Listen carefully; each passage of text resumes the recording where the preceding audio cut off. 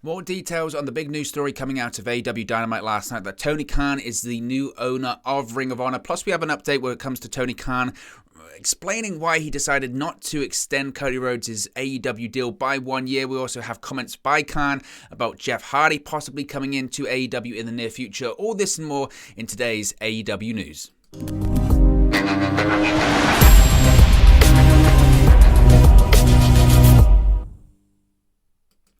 Hey guys, welcome back to Wrestle News 365. Hope everyone is doing very well. As always, there are plenty of news stories to get into today, so we're going to talk a lot about AEW. Of course, AEW Dynamite last night, Rampage on Friday, Revolution coming up this weekend as well. But on top of that, Tony Khan, he's the new owner of Ring of Honor. He opened Dynamite last night by announcing that he has purchased Ring of Honor. He is the new owner of that company. Now, I did an immediate reaction last night once the news was broken on Dynamite. It's on the channel. Be sure to check that out. Initial reactions, what it could mean when it comes to Ring of Honor maybe being a bit more of a developmental territory for ROH, for AEW rather, the tape library, the assets, all that kind of stuff. But we do have some more details when it comes to Tony Khan's purchase of the company and also what future events are going to look like. This comes from a report by Sean Ross Sapp of Fightful Select. So, of course, Tony Khan has purchased Ring of Honor. Now, Fightful Select did actually speak about these rumors of a sale for Ring of Honor. We actually did a video yesterday prior to AEW Dynamite saying that this sale could be happening, and certainly there'd been overtures over the course of the last couple of years regarding a possible sale of the company, but nobody really heard that Tony Khan was even in the running for the company until very, very late last night prior to the announcement being made on the show. Now, outside of Khan, Fightful is also reporting that multiple overtures were made towards Ring of Honor since 2020 about a potential purchase of the company. Now, one source has indicated to Fightful that they were told recently that, quote, another offer came and Joe Koff and Sinclair wanted to go in that direction. Chatter within wrestling really picked up on Tuesday evening when higher-ups in another wrestling company heard ROH was being sold. Many within WWE had been under the impression that Tony Khan had actually bought a Japanese tape library that wasn't New Japan Pro Wrestling, which didn't end up happening. So whether that would be Pro Wrestling Noah or All Japan Pro Wrestling, they maybe thought that that was where the direction would be going for Tony Khan's big announcement, but of course that wasn't the case. It was actually Tony Khan purchasing Ring of Honor. Now, when it comes to future events, when it comes to the Supercard of Honor, that's of course on April 1st, Friday, April 1st, meant to be ROH's first show back since the reimagining of the company that was announced late last year. Talent that has reportedly been booked for that show was not told and has not been briefed as of yet, and learned about Tony Khan's purchase of Ring of Honor by watching Dynamite with the rest of the world last night. So at the same time that you had found out about the ROH purchase, a lot of these ROH talents that aren't contracted, but certainly the ones that are booked for that show, they found out at the same time. Now, of course, when it comes to ROH, some people would say, what contracts is Tony Khan purchasing? Well, obviously not a lot, because there are very few people remaining under contract with Ring of Honor, but they have retained PR representatives and had planned dates through the end of the year to tape television. Now, Fightful hasn't been told whether or not those will continue when it comes to the television tapings, because, of course, when we spoke about this yesterday, there was the discussion of Ring of Honor internally. When they come back in April, they had planned television tapings for the remainder of the year. I think Philadelphia had been announced, but several more dates were tentatively scheduled and booked. We don't know whether or not that's going to continue now. We don't know if Ring of Honor is going to cease because Tony Khan has bought it, or if it's going to just continue to run, but under the AEW umbrella. Those are kind of questions that are still being asked by a lot of people, and ultimately a lot of people don't have the answers to them at this moment in time. Now, before the announcement was made last night at the beginning of Dynamite, the card for Supercard of Honor was not done. It hasn't been fully announced. Only a couple of matches, I think, have been announced at the time of recording right now, and those on the Ring of Honor side of things are telling people like Fightful, etc., that they weren't even confident at the time that AEW talent would be even able to appear on the show. Of course, that isn't happening now. AEW talent is going to be more than able to appear on the show because they're under contract to AEW, and the AEW president, owner of that company, owns Ring of Honor as well. So that's not going to be an issue now. Another interesting thing, and we're going to kind of talk about this more in the Impact Wrestling news video that will come out later today, but another thing that people are talking about as well is Impact Wrestling's Deonna Purrazzo and the Ring of Honor Women's Championship, because of course she is the ROH Women's Champion right now, but she's contracted to Impact Wrestling. What does that look like? She had been scheduled for the show since winning the title, but again, with this new Ring of Honor under the AEW AEW umbrella, what does that even look like? From my point of view, I don't see it being much of a problem, considering it's not as if Tony Khan operates on an island all by himself. He's been very welcoming of other companies working with him, so I'm sure a deal can be worked out there, and Impact Wrestling and AEW are on very good terms anyway. Now, in terms of recent people being backstage at AEW events in the past few weeks, Jonathan Gresham, ROH World Champion, and Flip Gordon were both backstage at AEW events recently, with Gresham's appearance raising suspicion because it was in Bridgeport, Connecticut. He had his own show, Terminus, booked the next night in Atlanta and didn't appear on Dynamite. His deal with ROH expired the week after Final Battle, as was the same with a lot of people, but he has remained very open to not signing anything with anyone, including Impact, etc., because he wanted to see what the future of Ring of Honor looked like. Now, reportedly, as to who knew about this announcement before it was made, by all accounts, a very close circle of people knew of this news that was happening before the announcement was even made. So word was not really out there, but word had begun to kind of make its way out that Khan would be purchasing Ring of Honor late on Tuesday evening. Hence, those rumors began to run rampant on social media. Now, when it comes to how much and the price points, we spoke yesterday that price points of $20 million, $40 million, $60 million had all been quoted over time. Fightful has heard numbers from $20 million, $40 million as a rumored sale price of numbers, as well as $30 million for 50% prices quoted in the past. They don't know ultimately how much Tony Khan paid for it, and I'm sure eventually we'll find out. But look, it's a big pro wrestling story. I've seen a lot of people on social media try and put it down and say that it's not a big deal. It is a big deal. Was it a bigger deal a couple of years ago? Probably. And a lot of people are saying, well, what's Ring of Honor worth? What is it worth right now? What is Tony Khan getting for his value of money? The biggest thing would be the tape library. He's getting the assets of Ring of Honor. That's the most valuable thing he's getting. Granted, where does he have to put that right now? Nowhere, as we're aware of. Now, I'm sure they're working on a deal with HBO Max. If the AEW network, if you will, goes on HBO Max, and that includes the Ring of Honor back catalog, that's worth something. That is worth something to Tony Khan. If he's going to continue to operate that company as a separate entity, as a developmental territory for AEW outside of that company, and I don't know who would be the head booker of it, I don't even know how that would work. If that's its own thing, then yes, maybe that is worth something. But ultimately, we don't know really how much it's worth right now. The most valuable aspect of it is the tape library. But we don't know if it's going to continue to run as a separate entity. We don't know if we're never going to see a Ring of Honor show again. Ultimately, we just don't know. The idea of saying, and it's not the same. I know people will say it's not the same as WWE and WCW in 2001. Of course it's not. We're talking about smaller companies here. But at the time, the plan was when WCW was bought by WWE in 2001 that WCW would be run as its separate company. Nothing would really change. Now, of course, that didn't happen. And we don't know if a similar or completely different situation is going to happen with Ring of Honor and AEW.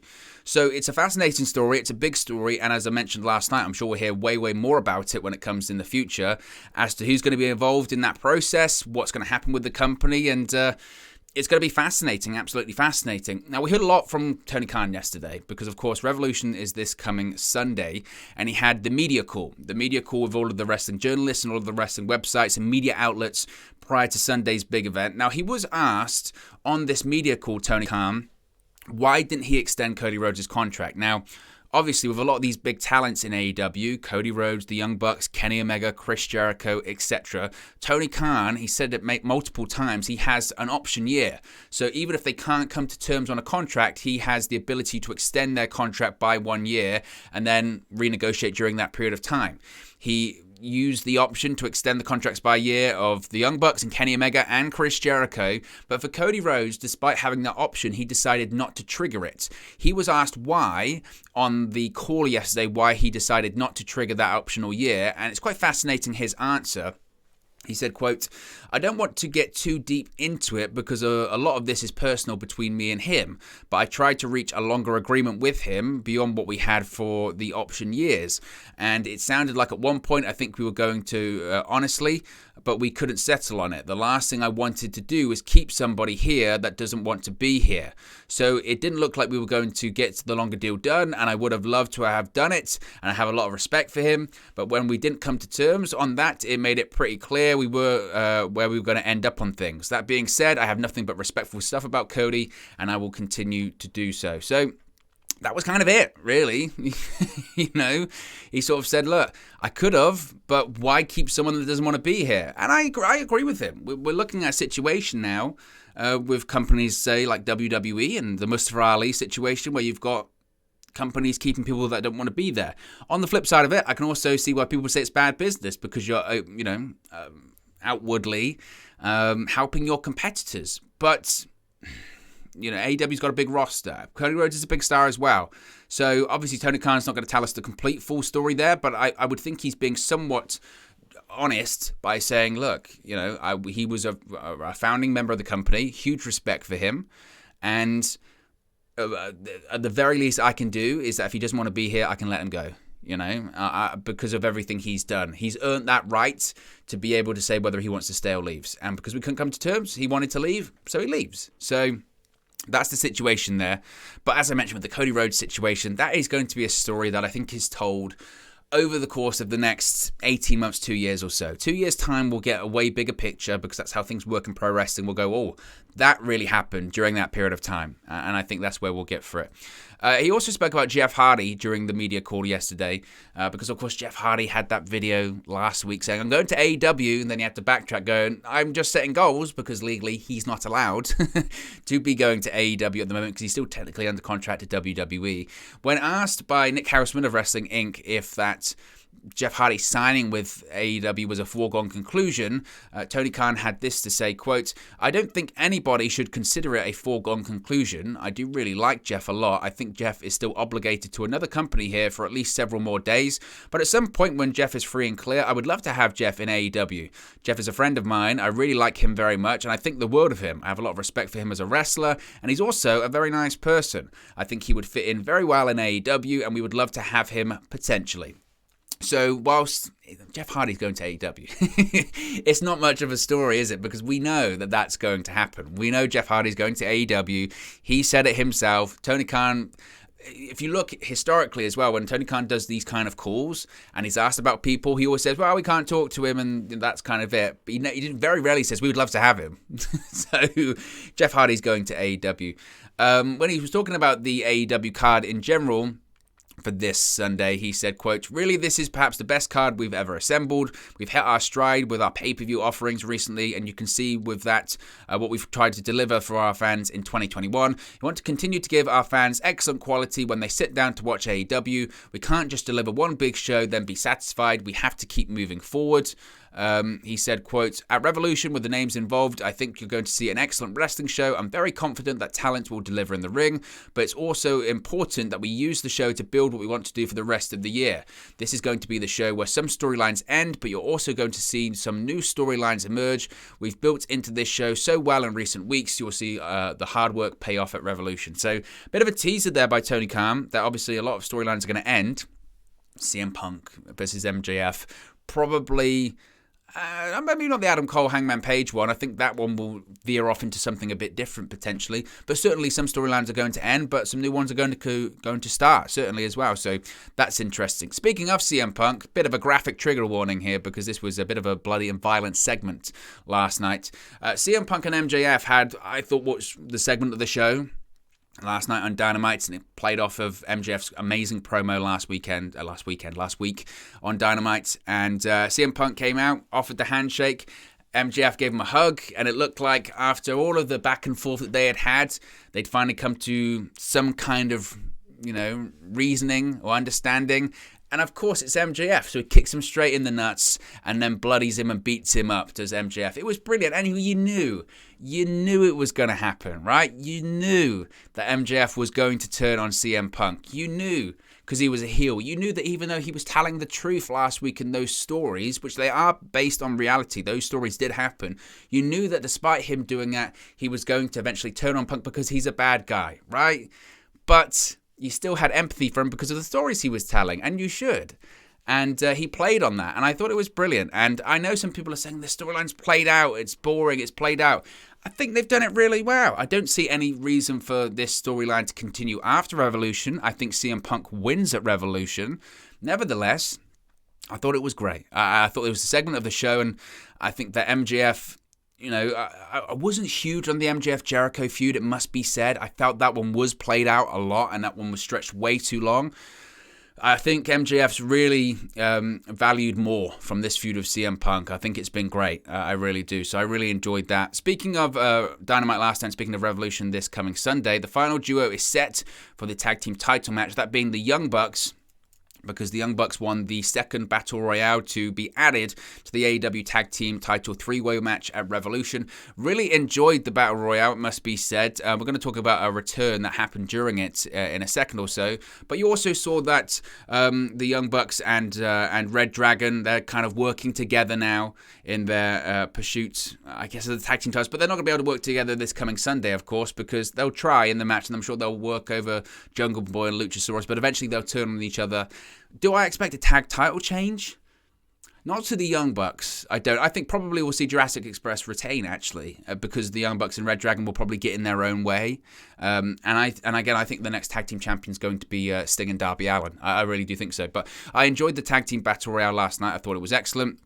Speaking of Revolution this coming Sunday, we do know what the main event is going to be, because on that very same media call that we were talking about before, Tony Khan has confirmed that the main event will be the AEW World Championship match between Hangman Page and Adam Cole. And this stemmed from Tony Khan being asked if we were going to get a women's pay-per-view main event in the future. Now, Tony Khan, as he tends to do if he gets criticized on these calls, pushed back a lot and pointed out how Britt Baker has main evented several very significant and historic moments for AEW. This is what he had to say, quote, "I definitely think at some of our major events, Britt has main evented some of the biggest events in the history of our company already. Britt was a main eventer against Ruby Soho at the Grand Slam, which was the biggest event we ever had in terms of fan attendance and mainstream attention. Britt was the main event of the first ever St. Patrick's Day Slam against Thunder Rosa.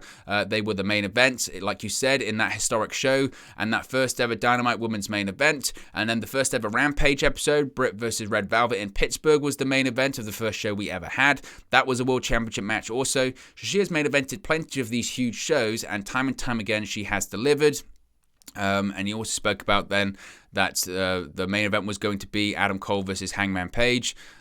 He said, quote, "In this case, Hangman has worked a really long time, and that has been a story that fans have followed for a long time, and now Adam Cole is a top contender. I believe Hangman's match quality, bar none. I would have no exceptions to this. Since he won the title, nobody's had better matches. The two matches he's had with Bryan Danielson and the Texas Death match he had with Lance Archer have probably been the three of the best matches we've had in the company since he won the title, if not the single three best matches in the company since he won the title.